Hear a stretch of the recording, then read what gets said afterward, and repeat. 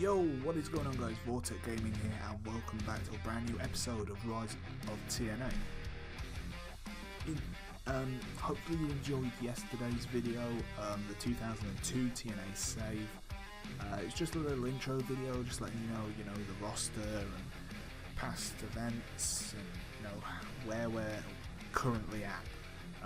There will be another episode of that up tomorrow. It'll be the first show that we actually do kind of on screen. I do also blog that save as well, so if you want to know more in depth of what's happened in previous pay-per-views, then there will be a link in the description. You can go check that out. Also, if you haven't seen the video itself, there will be a link to the description. There will be a link to it in the description below, and also on the hyphenated box thingies at the end of the video. Ring of Honor will be returning as well. I've got a new database, so yeah, we'll be starting that again because Adam Cole is injured on this new database, so we need a new kind of title storyline. But yeah, so that's all happening. And yes, Football Manager will also be returning to the channel very soon. I know I've said that a couple of times now, but it will be happening. We'll be in France. I did want to do Paris FC, but quite a few people have done that. So if you've got any recommendations for teams that I can be in France, ideally 2nd or 3rd division, then leave them in the comment section below. But anyway, today's video, Impact Wrestling. It's the Fallout show for the Against All Odds pay-per-view. We are in the southeast, the ARL Flowers Hall. So we're in Florence, Alabama. 4,000 capacity stadium. 3,500 people are expected, so let's get straight into the show. So 6 dark matches to start us off, the first being Jesus. Melissa defeated Angelina Love with an air raid crash and a 73B-. What? Okay. That's weird. But anyway, moving on. And 58C-, Bobby Roode defeated Tyrus with a Roode bomb. Jesus. Whew. We're in front of 3,500 people, so it's all good. It's all good. Next up, 68C+, Magnus defeated Gunner with a Mag Daddy driver. Magnus is improving in performance skills, which is all good. Adam Cole defeated King Mo with a Florida Key. It's pretty decent to say King Mo was in it. King Mo is improving in flying skills. If you say so, game. Samoa Joe defeats Kenny King with a Coquina Clutch. The 74B-, that's good.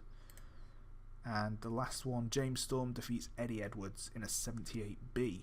So pretty decent pre-show. Kind of wish that was the main show, but we'll see what the main show brings out. We've got a good main event and hopefully a good co-main event as well, so let's get on with it. So 75B-, the show starts with a video of before the show showing MVP arriving at the arena, where the cameraman goes to ask him a question. The cameraman says, MVP, how do you feel after losing your world title at Against All Odds? MVP stops dead in his tracks and turns to the cameraman looking pissed off. MVP says, how do I feel? How do I feel? How do you think I feel? You know what? Get that camera out of my face. MVP lunges at the camera and falls to the floor and shows MVP entering the arena. So yeah, MVP's a little pissed off after Kenny King cost him the world title with a botched interference at Against All Odds, meaning Kurt Angle is the new TNA World Heavyweight Champion. Spoilers, if you haven't seen the previous video.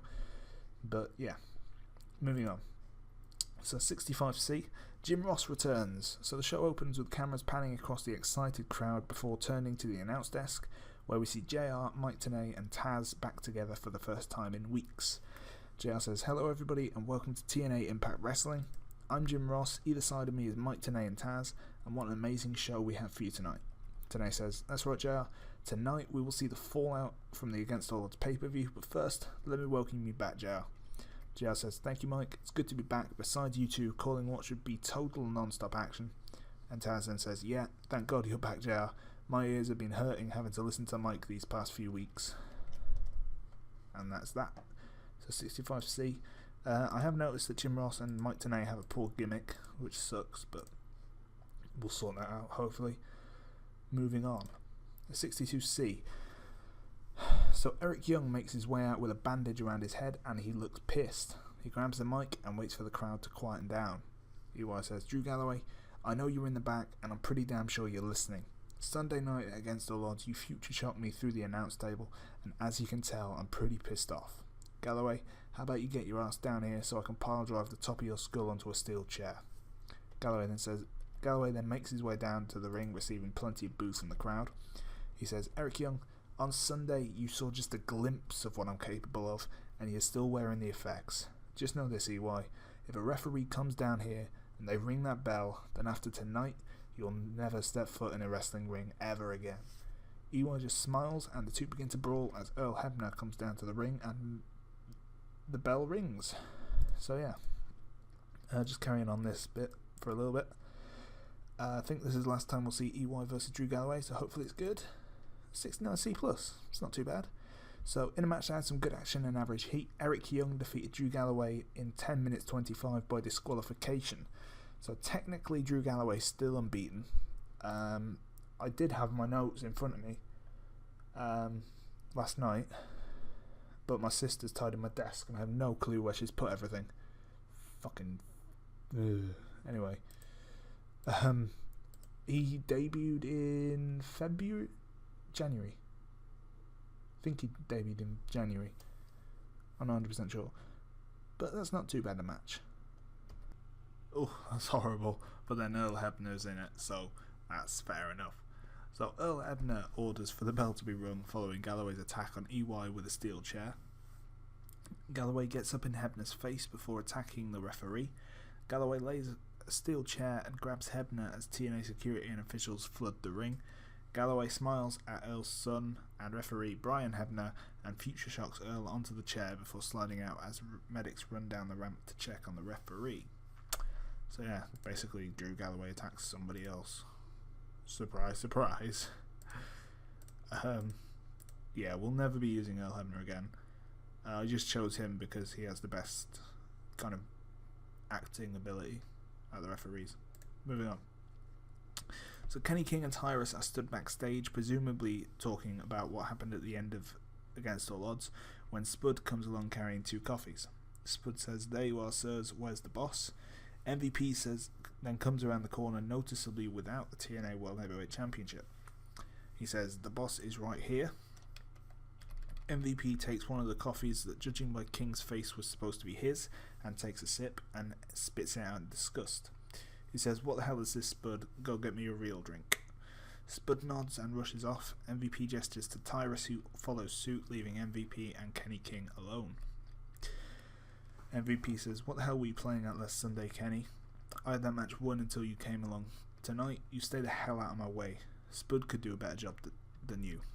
MVP then pushes past Kenny King, who brushes his shoulder and walks in the opposite direction. So, a bit of tension in the BDC. We've seen that before with Lashley. Will this end up going the same way? Probably not.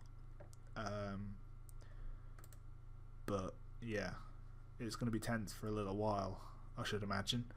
So moving on.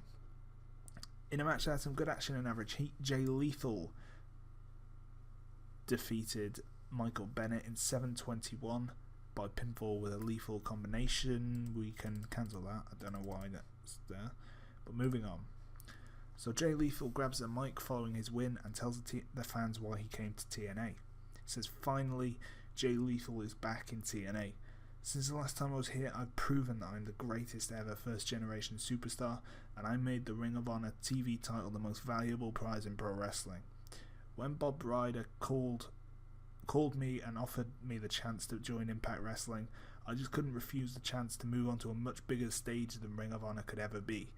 Now I want to achieve here what I did at Ring of Honor, meaning that Ricochet, I'm gonna need to have your title. I mean my title. Next week on Impact Wrestling, you for the TNA Television Championship." So yeah, Jay Lethal then places the mic in the middle of the ring and walks back up the ramp, shaking the fan's hand. So yeah, Jay Lethal's back in TNA. And he wants to do what he did in Ring of Honor, making the TV title the most valuable title in wrestling. Hopefully Truth Martini will be joining him next week, so yeah, that should be good. But moving on, in 58C-, so Rebel is stood backstage in the interview area and has a guest with her. She says, "Ladies and gentlemen, please welcome my guest at this time, Bobby Roode. Bobby, we've not seen you since you lost your world title rematch against MVP. What are your plans now?" He says, "My plans? They're the same as they always have been, to prove that I am the it factor of professional wrestling and proving myself as the best professional wrestler in the world by winning the world title. And it doesn't matter who the champion is, it can be Kurt Angle, MVP, hell, it could be God himself. Nothing, and I mean nothing, is going to stop me from being top of the mountain again." So yeah, Bobby Roode has returned, and I think I might give him his in-ring debut next week. Actually, that just reminds me that I need to book Jay Lethal and Ricochet, which I forgot to do. So Jay Lethal and Ricochet, there we go. It's booked in for next week. So moving on.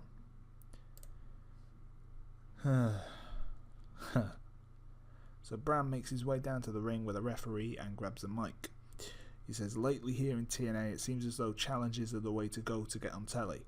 Seeing as though TNA haven't done anything with me, and I'm in the mood to fight, how about anybody in the back comes out here and fights me?" Noam Dar then makes his way out, and Bram mocks him as he enters the ring. He says, "You think you can beat me? I'm going to squash you like a bug, Noam, mark my words, lad." So yeah, just giving Bram something to do. Kind of copying TNA in real life. We're going to have him call out past Impact stars. So moving on. That match isn't as bad as I thought it would be, actually, with Noam Dar in it. But in a bout that had solid in-ring action but not much in the way of heat, Bram defeated Noam Dar in 7 minutes 20 after using a foreign object. So yeah, Noam Dar, I keep trying to put him in developmental, but he just keeps complaining, saying that he's good enough to be in the main roster. But I think, well, I don't know. I needed a jobber anyway. Bram grabs the mic following his easy win over Noam Dar and challenges a past member of the TNA roster to a match. He says, "That was easy. Told you, squashed like a bug. How about this? Seeing as though no one on the current roster can beat me, how about next week a former member of the TNA roster fights me? I can promise that I'll win, but you can have 5 more minutes of fame in your short, pathetic lives." So yeah, moving on. Yeah, because I don't know who's going to face yet. So James Storm and the Revolution make their way out and begin to talk about Against All Odds. Storm says, "This past Sunday at Against All Odds, the Revolution lost our World Tag Team Championships, and whose fault was that, Sonada? You know I always say there's room for one more. Well, tonight there's room for one less." Storm superkicks Sonada, and Low-Key and Manic roll him out of the ring as Storm continues. Storm then says, "On the other hand, Low-Key successfully defended his X Division Championship against Samoa Joe.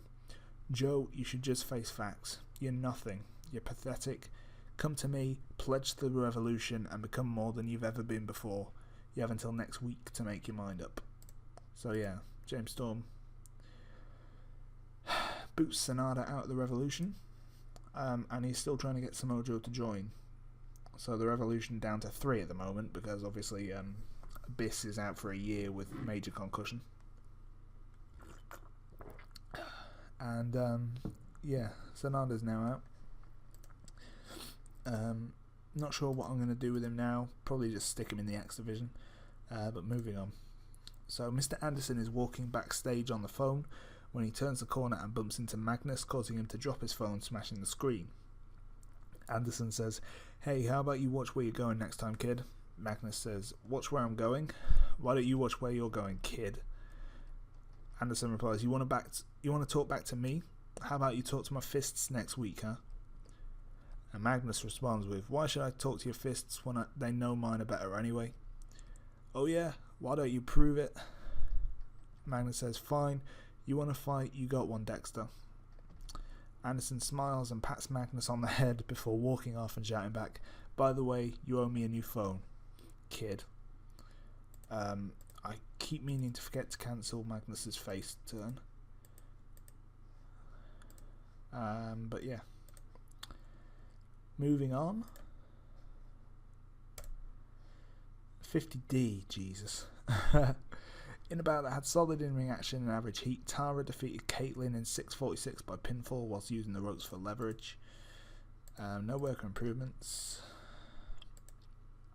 Caitlyn is pretty shit if I remember rightly though, so yeah, fair enough. But moving on. Tara grabs a mic following her win over Caitlyn and cuts a promo on Gail Kim and the Knockouts title.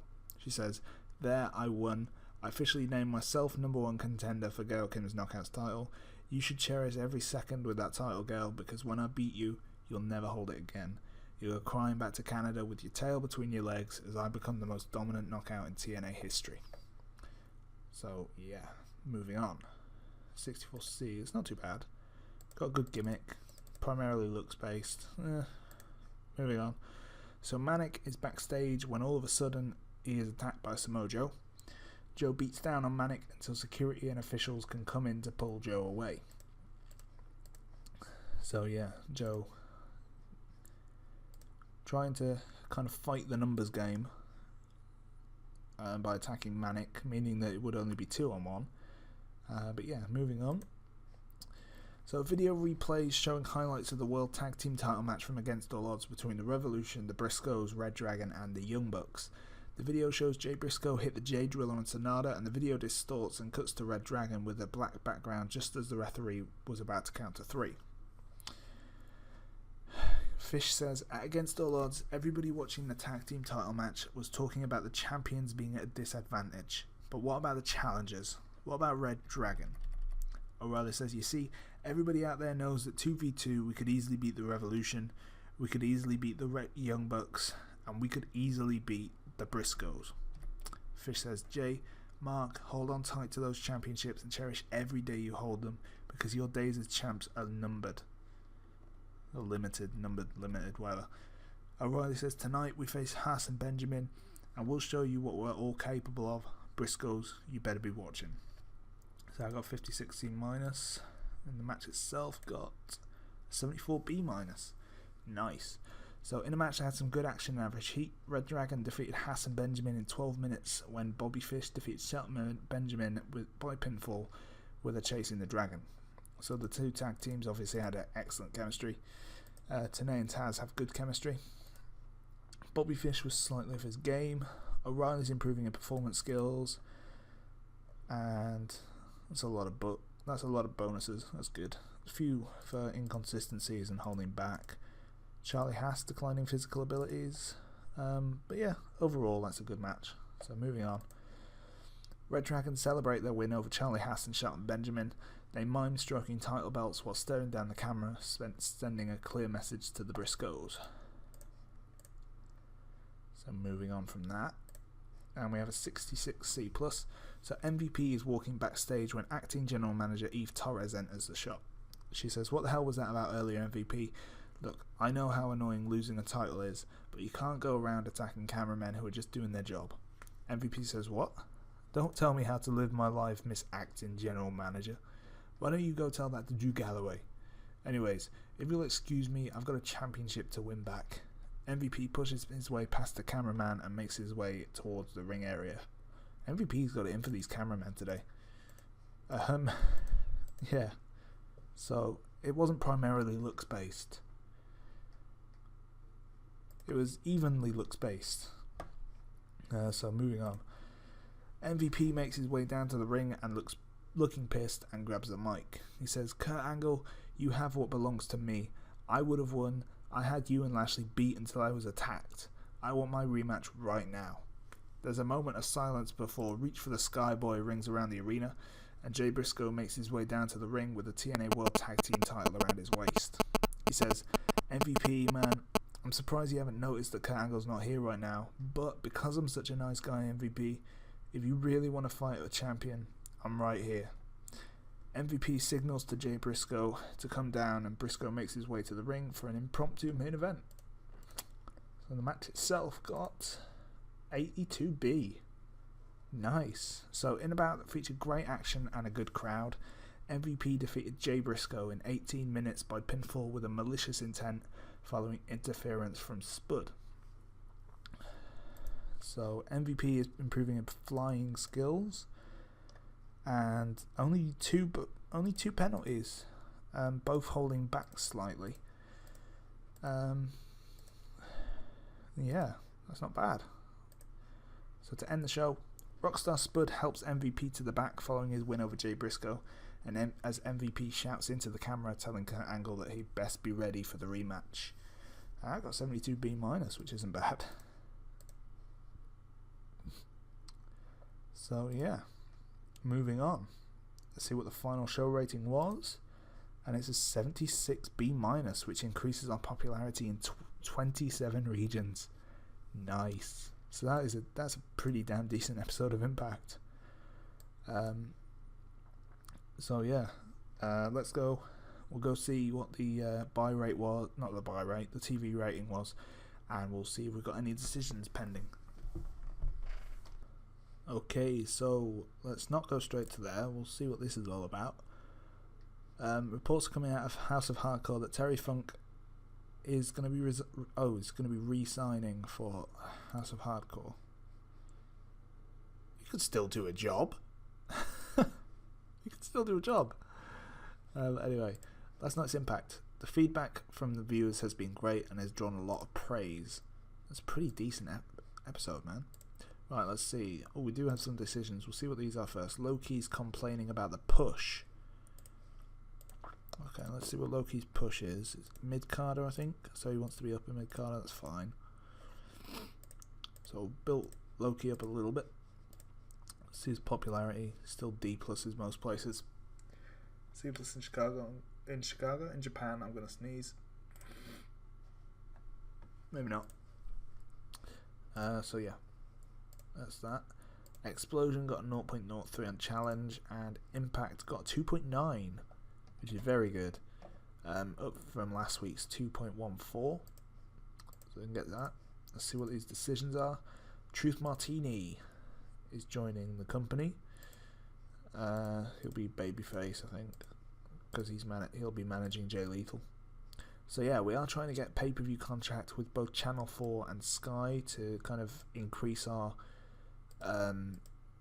our coverage in the UK. I do want to get a bigger TV deal as well. Maybe, because Challenge isn't really it's not a very big it's just not a very big TV company, is it? If we have a look at Challenge,